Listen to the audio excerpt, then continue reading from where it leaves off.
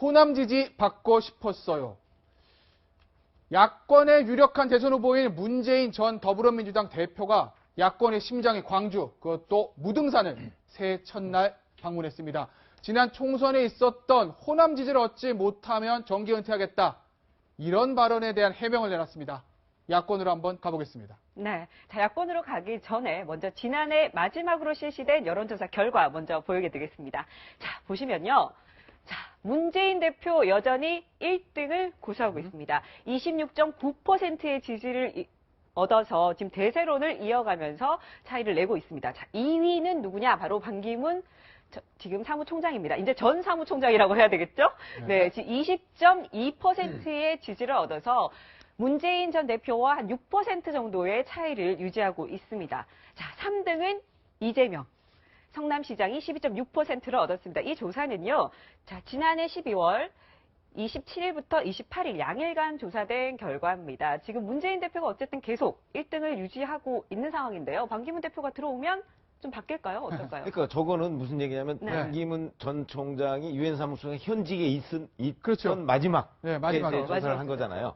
그리고 거기다가 저거의 특징은 사실은 황교안 대통령 권한대행을 넣었다는 점이에요. 아, 그렇게 보면 그렇군요. 자, 그리고 보세요. 이제 개혁보수신당이 새누리당에서 분리해 나간 상황에서 네. 보면은 그 개혁보수신당 말고 네. 새누리당 고유의 지지자들도 있을 거란 말이죠. 고유의 지지자. 그 고유의 지지자들은 사실 얼마 남지 않았다고 우리가 생각했던 바로 친박 세력일 거예요. 여기인가요, 그러면? 그 친박 세력이 일부가 빠져나가서 황교안 권한대행을 저는 했다고 봐요. 6.6%. 아, 그렇죠. 6.6%. 그러니까 무슨 얘기냐면 네. 저 자리에 만약에 황교안 권한대행이 아니고 네.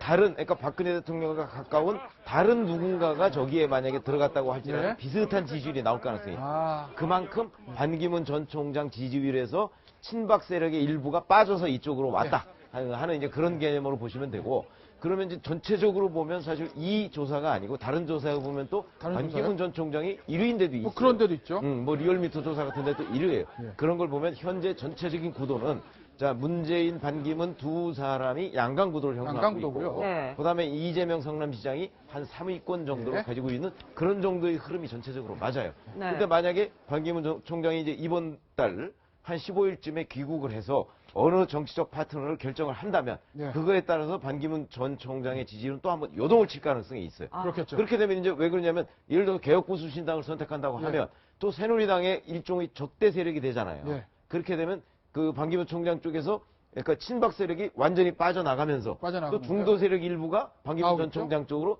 붙을 가능성도 예. 있거든요. 그래서 그런 몇 가지 계기에 따라서 지지율이 상당한 정도로 오르락내리락 할 것이다. 이렇게 예상을 하고 있습니다. 자, 뭐 어쨌든 지금 문재인 전 더불어민주당 대표가 이 여론조사에서는 1등입니다. 뭐 대세론을 형성한다고까지 별로 압도적인 뭐 차이가 있는 건 아닌데, 어쨌든 오늘 문재인 대표의 광주 무등산 방문 모습 한번 보시겠습니다. 과거에도 보면 나라가 어려울 때마다 역사를 바로 세우고 한 게 늘 호남 민심이었는데, 그래서 이번에 이 정권 교체 또 역시 이제 호남이 중심이 돼 주셔야 정권 교체도 가능합니다. 그러니 우리 어르신들이 문재인 괜찮다. 예. 예, 말씀들 해주십시오. 예. 네. 자, 정권 교체에 대한 의지를 밝혔는데, 아까 제가 모두에 말씀드린 그 부분이요. 지난 총선 때 광주에서 지지하지 않으면 나는 정계 은퇴한 것이다. 그 얘기는 광주의 지지를 받고 싶은 간절한 마음에서 한 얘기다. 지난 11월 달에도 비슷한 얘기 했는데, 그러면은 이거 뭐 지지받고 싶어가지고 뭐 이거는 뭐 거짓말이라고 그래야 되나요? 뭐 공수표라고 그래야 되나요? 뭐라고 표현해야 될까요?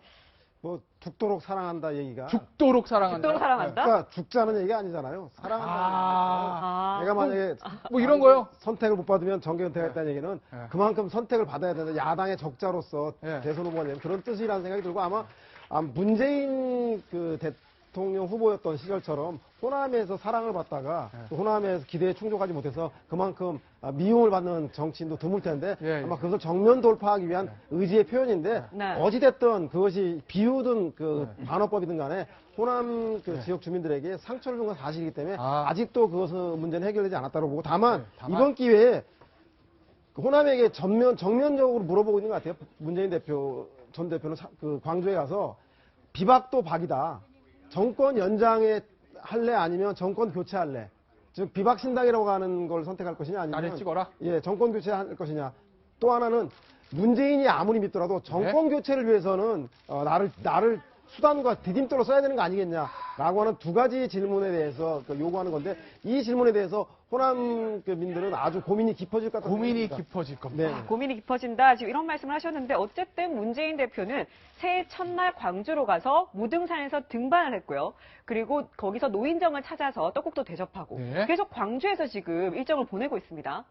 그러니까 결국 이제 문재인 전 대표의 호남 전략이 보면 굉장히 좀 일관성이 없게 좀 진행이 되는 측면이 있어요. 왜냐하면 결국 뭐 예를 들어서 계속 지금 호남이 필요하다고 이야기만 하지 실제로 호남한테 어떤 뭐 다가가는 것은 없는데 이 변명하는 게 보면 지난번에는 뭐 정계 은퇴하겠다라고 이야기했지 않습니까? 네. 그 뒤에도 보면 결국 뭐 존경과 애정의 뭐 표현이었다. 이런 식으로 조금 회피하는 것 자체는 상당히 좀 저는 문제가 있다고 보였습니다. 네. 자, 지금 뭐 속보 알려드리겠습니다.